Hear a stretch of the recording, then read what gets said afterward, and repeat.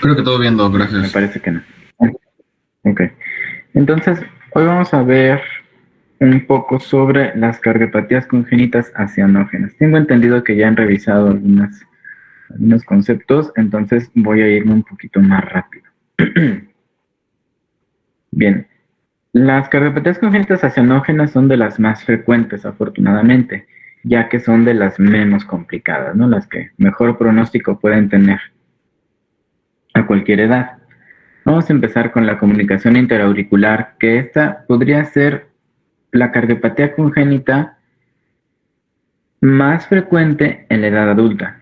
Ahora, esto es relativo, ya que si preguntáramos cuál es la cardiopatía congénita más frecuente a nivel mundial, tendríamos que decir que es la aorta bivalva.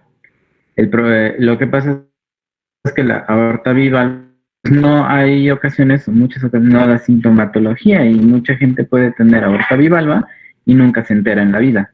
Ahora, la comunicación interauricular sí dará síntomas, entonces podríamos decir que es la segunda, ¿no? Pero en algunas bibliografías la podrán encontrar como la más frecuente. Sobre todo pero esto es en adultos. Bien. La comunicación interauricular quiere decir eso, un hoyo en el tabique interauricular, ¿ok? Corresponde a 10% de todas las cardiopatías. Dentro de las variedades, la tipo Ostium secundus es la más frecuente y frecuentemente está asociada a otros defectos. Más frecuente en mujeres, una proporción 2:1 y se presenta en poblaciones con más altitud. También se encuentra relacionado a otras enfermedades como podría ser síndrome de Down, Holt-Oram, que es un síndrome que se caracteriza por alteración a nivel de las manos, de las extremidades superiores. Y también hay cierta transmisión familiar. Es muy común que la mamá tenga o haya tenido comunicación interauricular, la abuela y la hija. Bueno, en embriología, desde el punto de vista cómo se forma acá la comunicación interauricular. Sabemos que durante la formación del tabique interauricular es mediante dos capas. Una capa que se forma de arriba hacia abajo, atrás, adelante hacia atrás, que es el septum primum, el cual se forma por crestas de celulitas que vienen de aquí del techo del atrio, empiezan a migrar y empiezan a bajar. Y empiezan a formar esta lámina hasta que inicialmente hay un hueco o un hoyo aquí abajo que se va a denominar ostium primum, que es el primer hoyo. Después, al momento en el que casi está alcanzando a cerrar totalmente o de llegar a la punta, aquí a la punta del tabique interventricular, empieza a haber apoptosis en unas células que están aquí arriba. Para que el momento en el que se llegue este borde con este borde, ya se forme otro hoyo aquí arriba, que sería el ostium secundum. Siempre durante la vida fetal debe haber una comunicación entre ambos atrios para que esté pasando la sangre de derecha a izquierda. Posteriormente empieza a formarse otra lámina que tiene forma de media luna y esta también empieza de adelante hacia atrás, de arriba hacia abajo, y la cual no termina de cerrar completamente, sino que tiene un hoyito más posterior. Y es así como se forma el foramen oval, esta estructura que tiene que ver con la circulación fetal, siendo un paso preferencial de la sangre que viene oxigenada de la placenta, ¿ok? Sube, pasa por la vena cava inferior y es derivada hacia el atrio derecho, y del atrio derecho a través del foramen oval es enviada al atrio izquierdo, con la finalidad de que la sangre que está oxigenada vaya preferencialmente al cerebro. Una pequeña cantidad, como ya había comentado, se enviará al ventrículo derecho.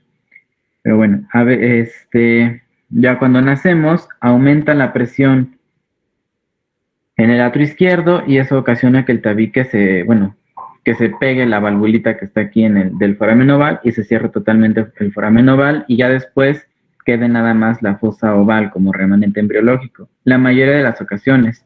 El foramen oval puede quedar abierto en en 33% de la población y no representa ninguna patología.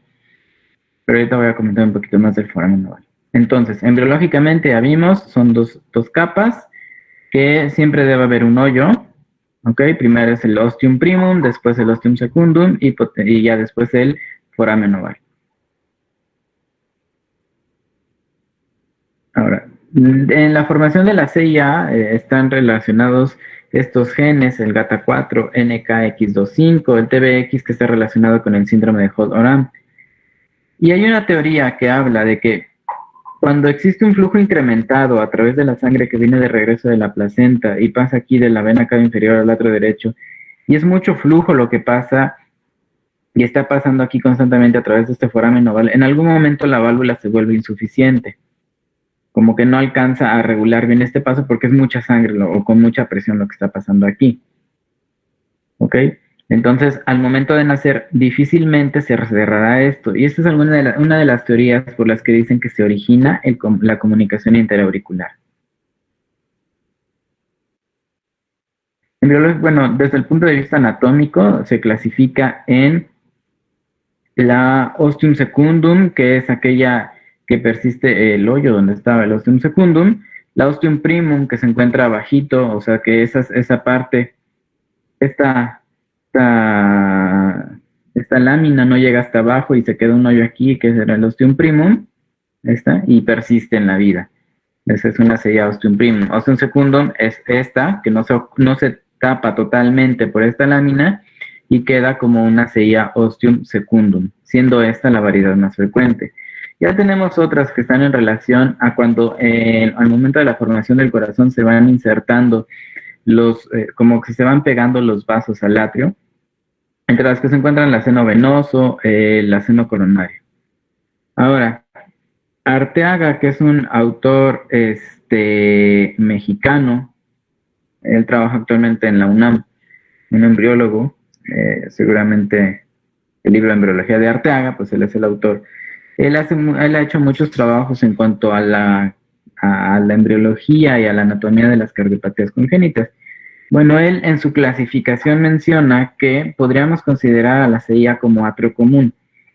Al atrio común como una CIA, digamos una CIA muy grande, ¿no? Algunos lo discuten porque pues, dicen no hay tabique, ¿cómo va a haber comunicación interauricular? Finalmente es un atrio común. Bueno, tengámoslo en cuenta, atrio común, un tipo de CIA muy, muy, muy, muy grande. ¿Ok? La más frecuente entonces, ostium secundum. Ahora, foramen oval permeable. Vean la diferencia. Un foramen oval permeable es esta valvulita que no se cierra perfecto, no se cerró en los días posteriores al nacimiento. Hay muchas causas. Una es que el bebé curse con un poquito de hipertensión arterial pulmonar, dificultad en la transición de la vida intrauterina a la vida extrauterina. Y de manera, digamos, por la vida anda con su foramen oval y no es una cardiopatía, porque finalmente está la valvulita y el cortocircuito no se lleva a cabo. Entonces, no es una cardiopatía. Tener un foramen oval no es cardiopatía. Algunos le han relacionado con la presencia de migraña. Bueno, han estudiado pacientes con migraña y a varios les han encontrado un foramen oval. De hecho, esa sería como de las pocas indicaciones de tratamiento de foramen oval, la presencia de migraña, o si tuviera ya algún factor que lo predisponga a la aparición de émbolos, pues puede pasar un embolismo paradójico. Vamos, o los TIA, ¿cómo se llaman? Ataque isquémico transitorio. Ahí sería también indicación de cerrar el foramen oval, pero más que nada por las implicaciones neurológicas que llevaría a tener una comunicación ahí. Bueno, un hoyo, ¿ok? Pero es normal. Bien, ahora la CIA se puede asociar a otros defectos. Ya se mira, la ostium primum se asocia a hendidura de la válvula anterior de la mitral, o sea que tiene un hoyo la válvula mitral y por lo tanto tendría insuficiencia. O un drenaje anómalo de venas pulmonares. Ojo, seno venoso superiores relación con drenaje anómalo. No es lo mismo decir drenaje anómalo a conexión anómala. La diferencia es, voy a buscar un corazoncito, aquí está. Conexión anómala de venas pulmonares quiere decir que una o las 4 venas pulmonares se conectan en otra parte que no es el atrio izquierdo. ¿Ok? Pues hay variedad infra, supra o intracardíaca. Esa es una cosa que da la imagen de muñeco de nieve, ¿no? En la radiografía. Pero drenaje anómalo quiere decir que Cuando hay una CIA aquí arriba, un hoyo, aquí arriba, la vena pulmonar puede estar, que llega aquí, puede estar drenando directamente al atrio derecho, pero es porque no hay un tabique aquí arriba que la separe. La vena está bien conectada, pero está drenando a otro lado. Eso es drenaje venoso anómalo, diferente de conexión anómala de venas pulmonares. Son patologías diferentes. Recordar un poquito la fisiopato, seguro ya la comentaron. Recordar que la diferencia de presiones entre atrio izquierdo y atrio derecho es muy poca, si acaso es de 2 a 3 milímetros de mercurio. Entonces es un shunt que sí pasa sangre del lado izquierdo al lado derecho, pero es inicialmente leve. Con el tiempo se va incrementando conforme va incrementando la edad también.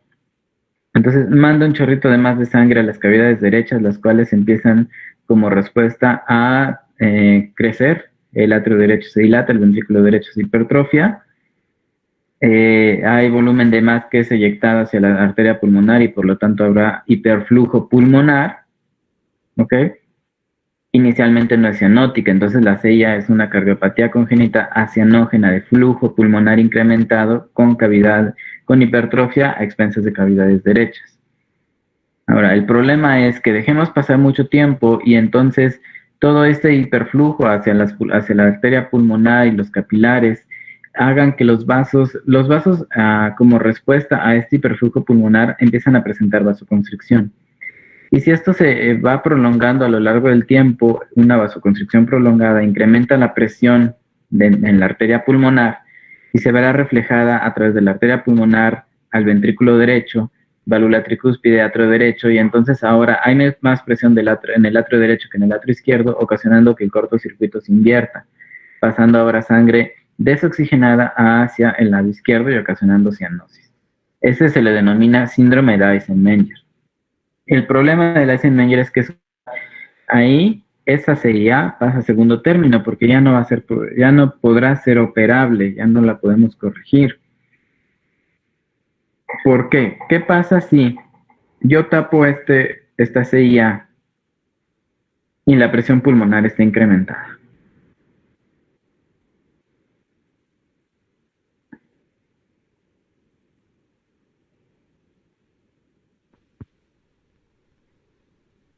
Pues va a empezar a dar todo lo que es de hipertensión pulmonar, ¿no? O sea, derrames, etcétera.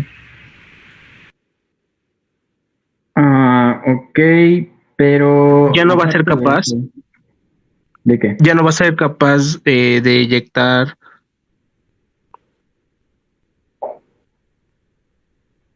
el ventrículo derecho. Sí, de cierta manera empieza a disfuncionar el ventrículo derecho, porque en este momento en el Eisenmenger, ahora la CIA es una válvula de escape para esa hipertensión pulmonar. Toda esa hipertensión que se está viendo reflejada en todo este sistema, hacia el ventrículo derecho, atrio derecho y ahora pasa para acá, es una válvula de escape. Y si yo cierro su válvula de escape, entonces toda la presión ahora va a estar sobre el ventrículo derecho, el cual va a empezar a disfuncionar. Por eso aquí ya no sería candidato a cerrar una comunicación interauricular. Bueno, el cuadro clínico pues ya es característico, disnea eleva el ejercicio, se cansa más rápido y en la exploración encontraremos un segundo ruido desdoblado fijo y un soplo sistólico y activo en foco pulmonar, generalmente de bajo grado. Recordar que la presencia de soplo es secundario no tanto al orificio, porque no hay tanta turbulencia a nivel del orificio, sino más bien es una estenosis relativa de la válvula pulmonar. Está pasando más sangre a través de esa válvula que no está hecho para ese volumen y por lo tanto pues le cuesta trabajo y ocasiona el soplo y también ocasiona que se tarde en cerrarse y por lo tanto el segundo ruido va a estar desdoblado de manera fija. No hay cianosis inicialmente y bueno, se pueden tener disnea, antecedentes de infecciones vías respiratorias superiores. Generalmente son mujeres de estatura baja y se cansan. Ahora es como así anecdótico, se encuentra el síndrome de Luttenbacher-Cosío, que es la asociación de una CIA con estenosis mitral de etiología reumática. Si se encuentran en esa asociación, les correcto nombrarlo síndrome de Lutenbacher-Cosig. Dentro de los estudios que debemos solicitar en cardiología, siempre es importante para una valoración cardiológica completa solicitar radiografía y electrocardiograma.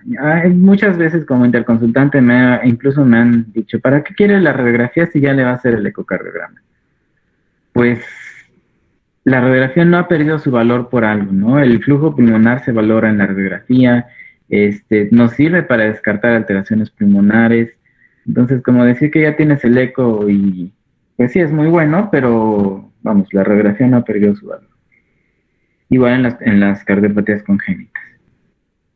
Ahora, el electrocardiograma característico de una CIA, inicialmente vamos a encontrar pues datos de hipertrofia ventricular derecha, con Rs altas de 1, B2, S profundas de 5, de 6, desviación del eje a la derecha, patrón de bloqueo de rama derecha, que recordar que es el característico RSR', y en mayores de 40 años podemos encontrar Flutter o FA. Esto es porque, como empieza a dilatarse el atrio derecho, también el sistema específico de conducción cardíaca empieza a sufrir pues retrasos en su conducción, y entonces puede hacer que estos atrios empiecen como a temblar, que sería una fibrilación, ¿no? Una alteración eléctrica. Vemos este trazo, un electrocardiograma de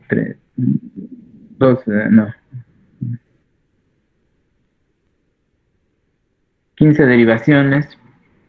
Veamos que está en ritmo sinusal, hay onda P antes de cada QRS, PR constante. Pero si vemos lo importante, vamos a ver el eje. El eje más bien parece un poquito indeterminado, están isodifásicas estas. Pero si vemos las derivaciones derechas, que es, bueno, B1, B2, vean, hay Rs altas, en B5, B6, S que también están un poquito grandes, ¿no? Y aquí está el patrón característico de bloqueo de rama derecha, el de RSR'. Si vemos la onda P aquí en D2, vean cómo está picudita, más alta, que nos habla de crecimiento auricular derecho. Incluso aquí les tomaron derivaciones derechas, que son B3R y B4R, que también vemos Rs que están, hay Rs altas, ¿no? Que nos habla de predominio ventricular derecho. Entonces, si en algún momento se encuentran una adolescente, mujer, de cáncer rápido, un soplo ahí de bajo grado, o quizá no le escuchen soplo, y le toman un electrocardiograma y le ven datos de bloqueo de rama derecho, o crecimiento o de ventricular derecho, o el eje desviado a la derecha, el eje desviado a la derecha a la edad adolescente no es normal. A la edad a partir de los 8 años, el eje eléctrico ya es a la izquierda, como el de los adultos. Entonces, ahí hay que pensar en una comunicación interauricular. La radiografía de tórax, pues encontraremos cardiomegalia, expensas de cavidades derechas. Podríamos encontrar la pulmonar dilatada por todo este hiperflujo pulmonar, y bueno, el hiperflujo pulmonar, que recuerden que se ve blanco. Otra radiografía, aquí como tal, no cumple criterios de cardiomegalia porque el índice cardiotorácico está en 0.5 o 50%, pero sí está teniendo esta imagen redondeada con la punta hacia arriba. Hay hiperflujo pulmonar, vean cómo están los pulmoncitos, se ven estas rayas blancas, cefalización de flujo. Todo esto es el volumen de masa. Y el atrio, pues decimos que un atrio está crecido cuando abarca más de 3 espacios intercostales. Aquí pues no tanto, pero vean aquí, este arco de aquí corresponde a la arteria pulmonar que está dilatada. Dentro de los estudios diagnósticos tenemos también el ecocardiograma, que pues como ya saben es un ultrasonido de corazón, en el cual nos ayudará pues primero a encontrar el defecto, clasificarlo de acuerdo a su localización, si es una CIA ostium secundum, ostium primum, o tipo seno venoso, etc. Medirlo, verificar cómo se está llevando a cabo la presencia del shunt mediante el Doppler color. Aquí vean cómo está pasando la sangre de aquí para acá. y les está midiendo esta comunicación interauricular, la cual mide 1.4 centímetros. También nos servirá para ver crecimiento de cavidades, si hay alguna anomalía asociada, y nos ayudaría también para determinar el diagnóstico. ¿Es quirúrgico o le podemos hacer tratamiento intervencionista? Ahora, como he comentado, esta es una cardiopatía propia de adolescentes y adultos, ¿no? Es raro que el niño se diagnostique ya de la CIA, a menos que le hagas un estudio por otra cosa. El problema para realizar un ecocardiograma en mujeres ya grandes y adultos es que la pared torácica, pues te dificulta un poco.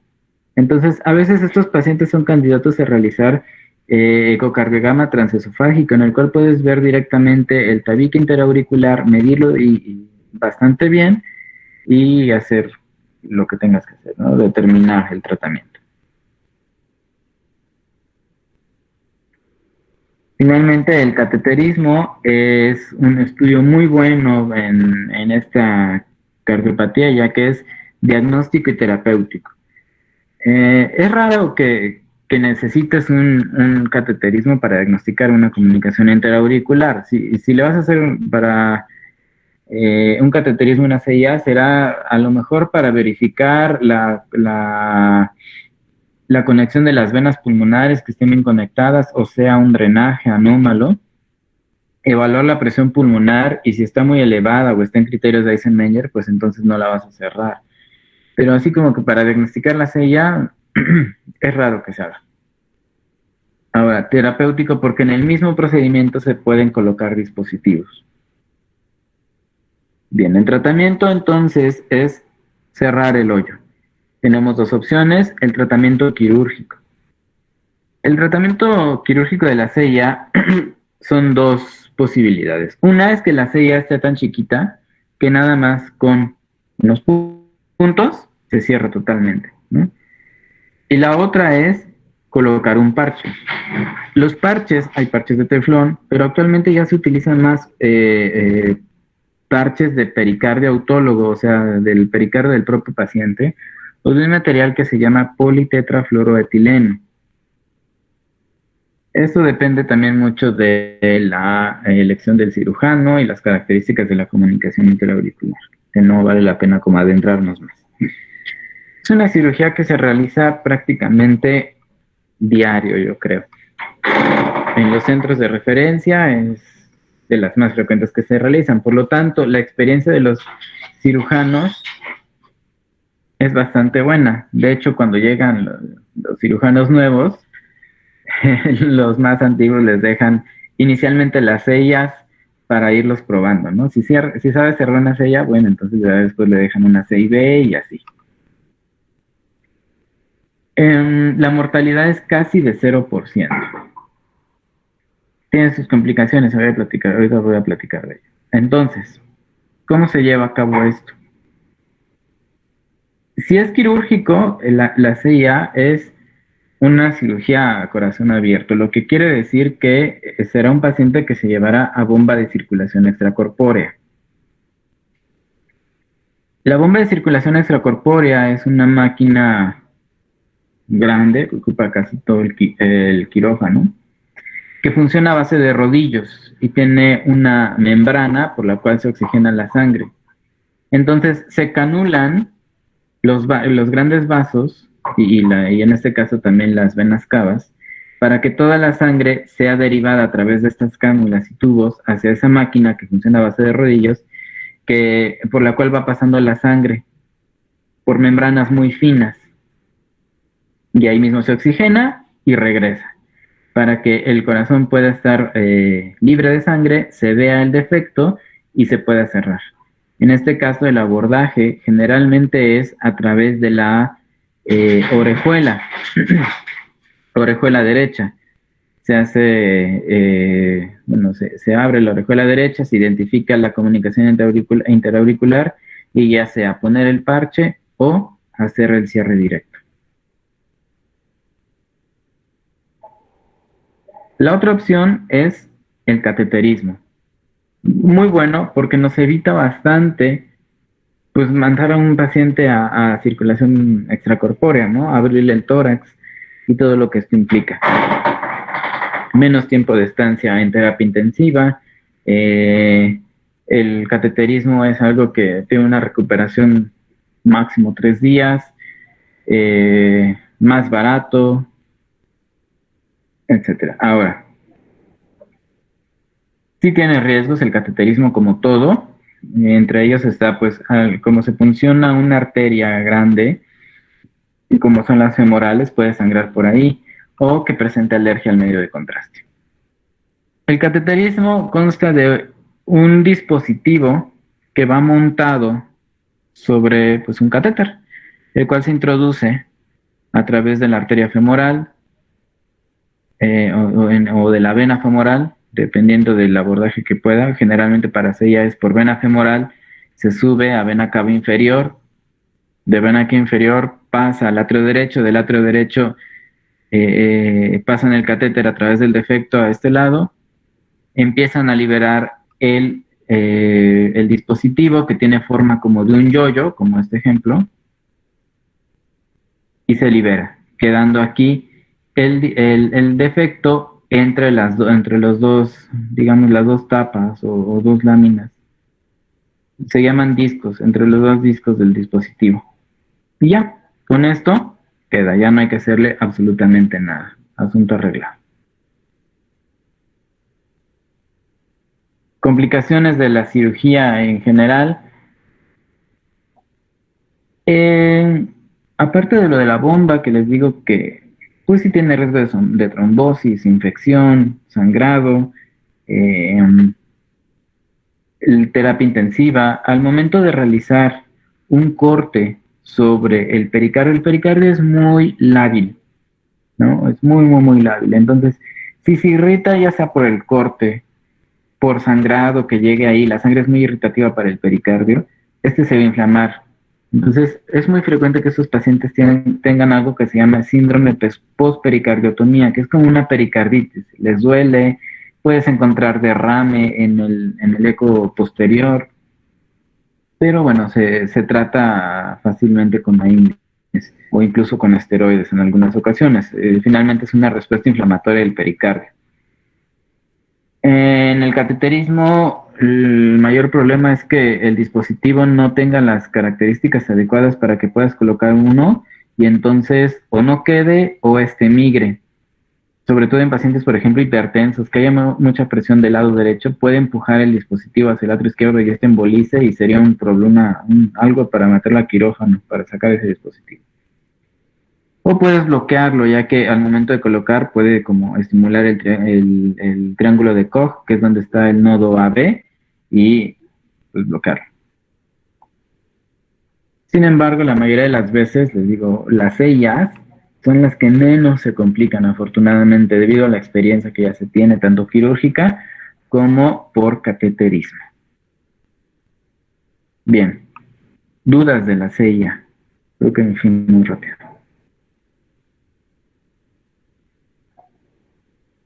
Aquí actualmente a nivel IMSS, no sé, ISSSTE, etcétera, ¿qué se hace con esto? O sea, ¿que se hace el Mira, procedimiento quirúrgico abierto, en cateterismo? ¿Qué se hace?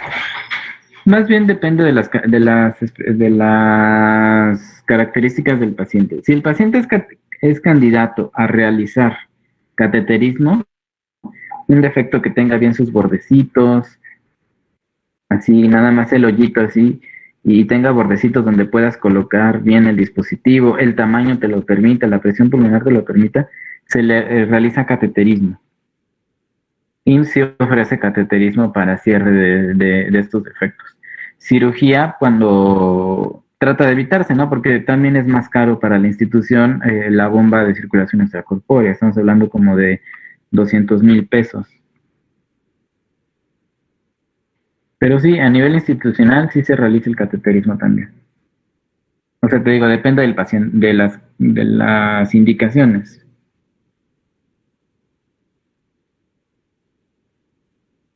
Ok, doctor, gracias. ¿Sí? ¿Alguna otra duda?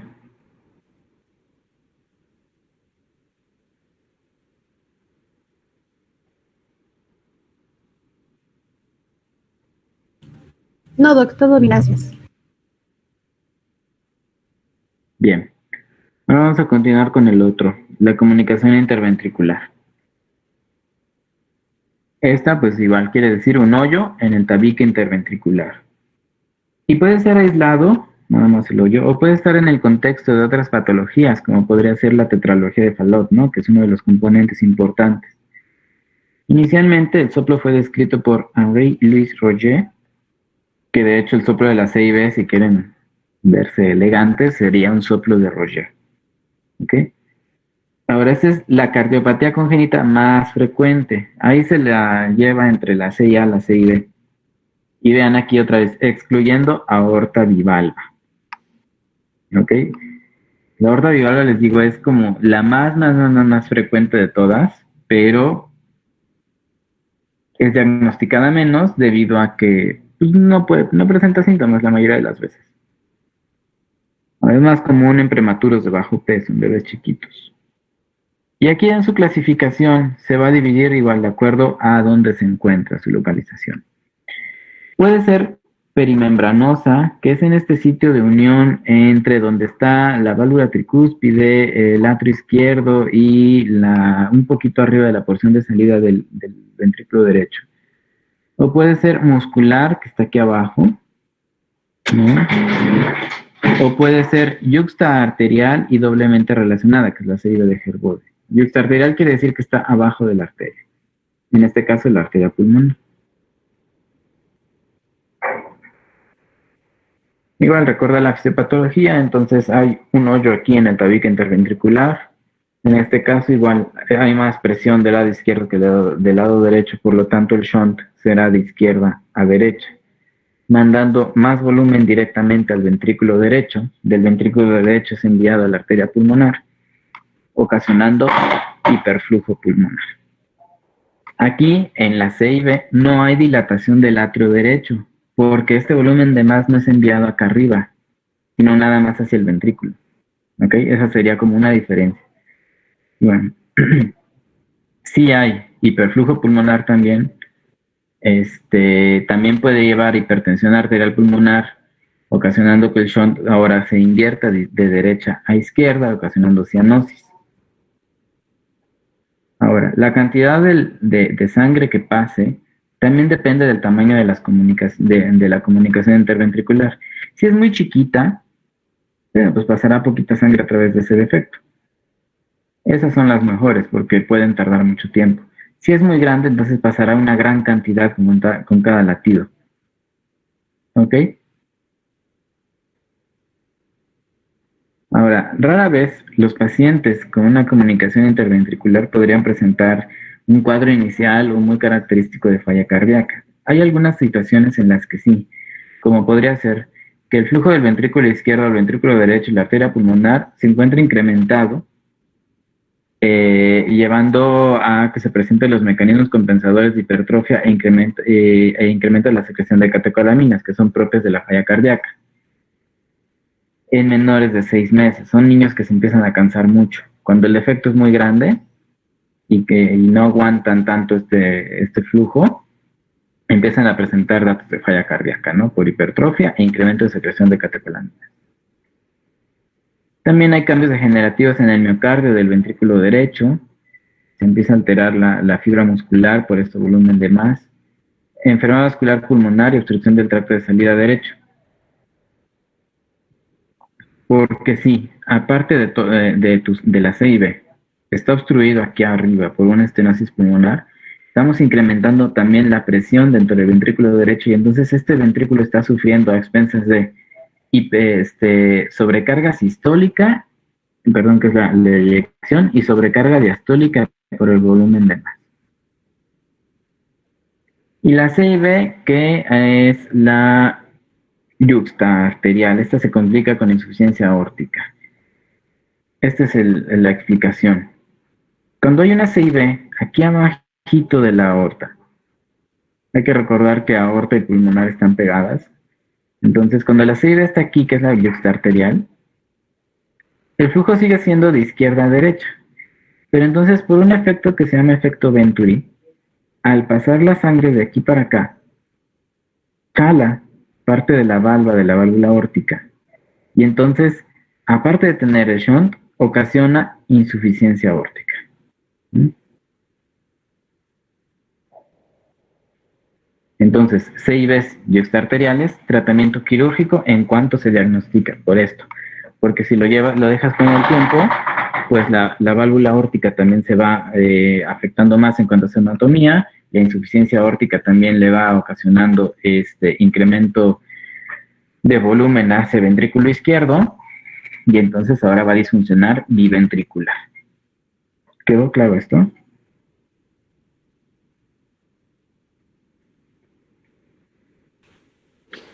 Otra vez, Doc, por favor. Claro. Cuando la Por favor. CIV, sí, claro, no hay problema. Cuando la CIV está aquí, abajo de las arterias, que es la yecta arterial, aquí hay un hoyo, ¿ok? Aquí hay un hoyo abajo de la aorta. Entonces, al momento en que la sangre pasa de aquí para acá, como es la CIV normal, de izquierda a derecha, durante la sístole, como que este flujo de sangre pasando para acá jala una valva o una puertita, pues, de la válvula aórtica. Entonces, la jala y esta aorta empieza a sufrir en cuanto a su anatomía valvular, y como está para acá, ocasiona insuficiencia aórtica. ¿Ok? Sí, Doc. Ese Sí, es el problema. gracias. Sí, entonces se llama efecto Venturi, que es como el efecto Venturi lo podrían ver, por ejemplo, o entenderlo más fácil, como cuando un río lleva mucha fuerza y alguien mete el pie y se lo lleva, así. Ese es un efecto Venturi. Un poco cruel, pero así es, ¿no? Así pasa con esto. El flujo de la CIV se lleva parte de la válvula aórtica y entonces ocasiona insuficiencia aórtica. Por eso, cuando diagnosticamos una CIV que es subaórtica o yuxtaarterial y está ocasionando insuficiencia aórtica, hay que tratarla lo más pronto posible, no como urgencia, pero tampoco la dejen por la vida, porque va a estar afectando la válvula aórtica y entonces ya después, cuando la quieras operar, vas a tener que cerrar el hoyo y cambiar la válvula. Ok. El cuadro clínico, y aquí quizá no habían visto un poquito más en niños.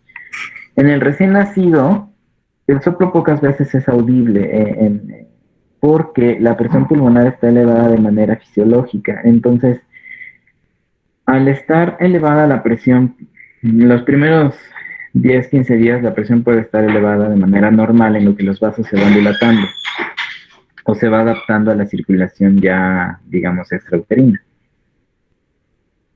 Como está elevada la presión, igual la presión se va viendo aquí, pero aquí también ya hay presión elevada, entonces digamos que están como igualadas casi, y entonces el shunt es muy mínimo. Por eso rara vez un bebé presenta soplo, a menos que sea ya una CIV muy grande. Muchas veces me he encontrado, pero es que ¿por qué cuando nació no me dijeron que tenía un soplo? Pues es posible que no lo hayan escuchado por esta situación. Les digo, estos bebés presentarán datos de falla cardíaca. ¿Cómo vemos la falla cardíaca en un bebé? Si bien hay que recordar que de manera general, igual en el adulto, la falla cardíaca se ve, el signo más característico dentro de los síntomas típicos es la disnea, ¿no?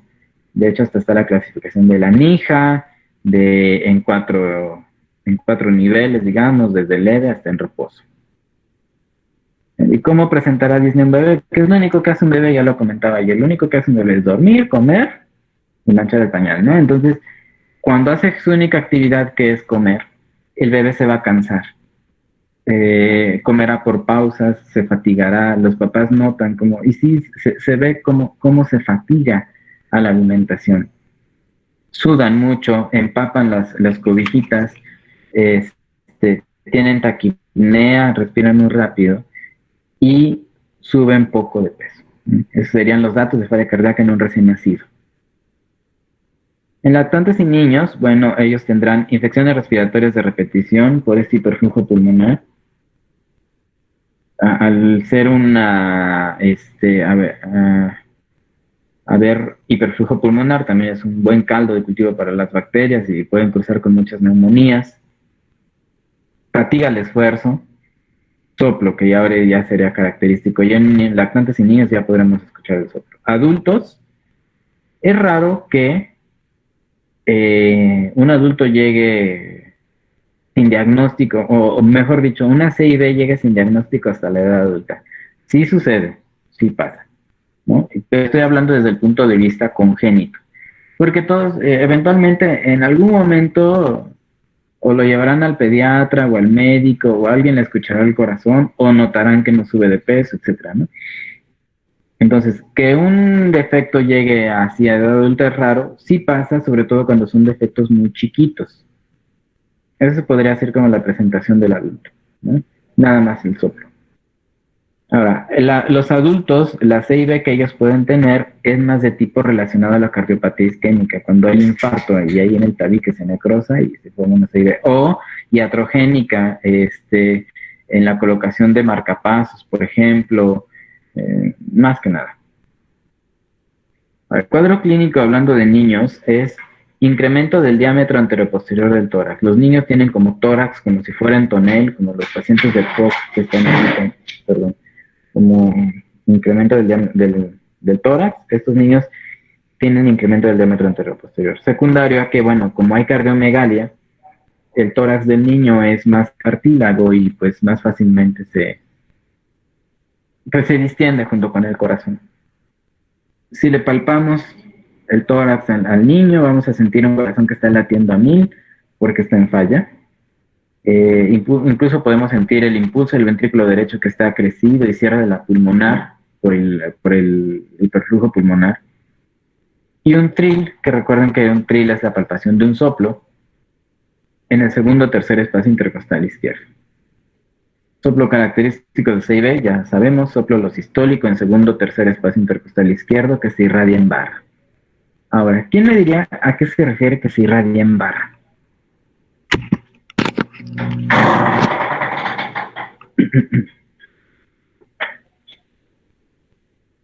A que tiene la misma intensidad en todos o en todos los lugares donde auscultamos, bueno, así como en esa zona.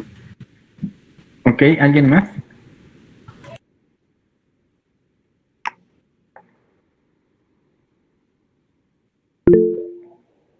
Voy a ver qué escribieron.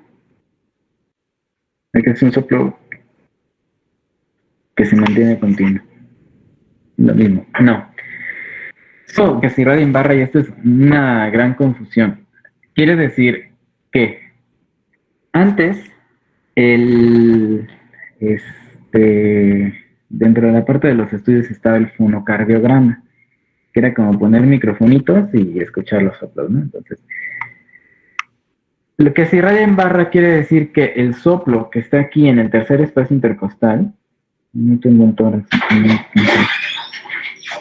se irradia hacia el lado derecho del tórax, como tú vas poniendo tu estetoscopio de manera horizontal, a partir del tercer espacio intercostal hacia la derecha, te vas siguiendo, y hacia allá es donde se irradia el soplo. Eso quiere decir que se irradia en barra, que se va para la derecha. Ningún soplo, salvo el de la CID, lo vamos a escuchar en el lado derecho. Eso quiere decir que se irradia en barra, y es como si de manera horizontal. Mañana les traigo una imagen de cómo podríamos entender mejor esto. Pero esto quiere decir que se irradia en barra, se irradia hacia el lado derecho del tórax. El segundo ruido va a estar acentuado cuando existe hipertensión arterial pulmonar, que es algo característico. ¿Sí quedó claro lo de que se irradia en barra?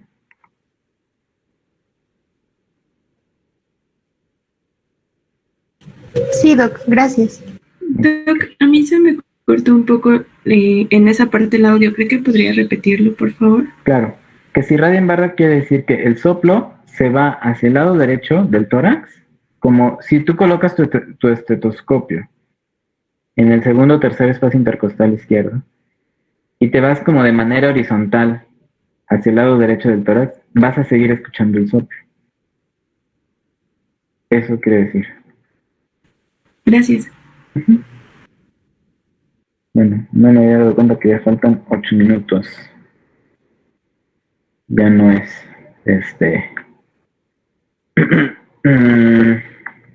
didáctico seguir más allá de los 40. Nada más voy a poner esto. Bueno, busqué una imagen random ahí de un tórax. ¿Se ve? Sí, se ve. Entonces, yo coloco aquí mi estetoscopio y empiezo a escuchar el soplo. O lo sistólico, quiere decir que es en todas las sístoles. ¿Ok? Y me voy para acá y escucho el mismo soplo. Para acá, para acá, para acá, para acá. Eso es irradiado en barra, porque se irradia aquí, así horizontal. Soplo de la C y B es hacia acá. Irradiado en barra. Eso quiere decir. Bien. No sé si alguien tenga alguna otra duda, comentario. ¿Qué les parece la dinámica? ¿Quieren cambiarla? ¿Vamos bien? ¿Les aburrieron? Yo sí tengo una duda, Doc. Adelante. No, es que ahorita que estábamos viendo la clínica de la falla cardíaca, me vino a la mente que me recordó mucho a estos bebés que tienen fístula traqueoesofágica, pero según yo estos bebés sí tienen regurgitación y se ponen cianóticos. ¿Estos bebés que tienen C y B no se ponen cianóticos a la alimentación? No, un bebé con C y B no se pondrá cianótico a la alimentación, porque la C y B no es cianógena inicialmente. Ok, muchas gracias. Aparte, un bebé con fístula traqueosofágica te va a empezar a presentar neumonías de repetición. Ese sería como el dato más característico. Sí, tienes razón, empiezan con disnea, pero ellos presentan también más la clínica de una neumonía. Muchas gracias, Doc. Nada. Bueno, ¿algún otro comentario?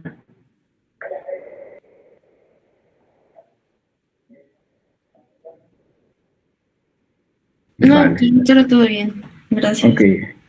Entonces, mañana continuamos. Espero que esté sirviendo de utilidad, sea de utilidad para ustedes. Cuídense mucho, tengan excelente martes. No, hoy es miércoles, ¿verdad? Sí, miércoles. Martes. Ni siquiera sé qué día digo. Dale, pues, nos vemos mañana. Gracias, Doc, muy amable. Mañana. Buen día. Gracias. Bye, Gracias, Doctor. Buen día. Bye.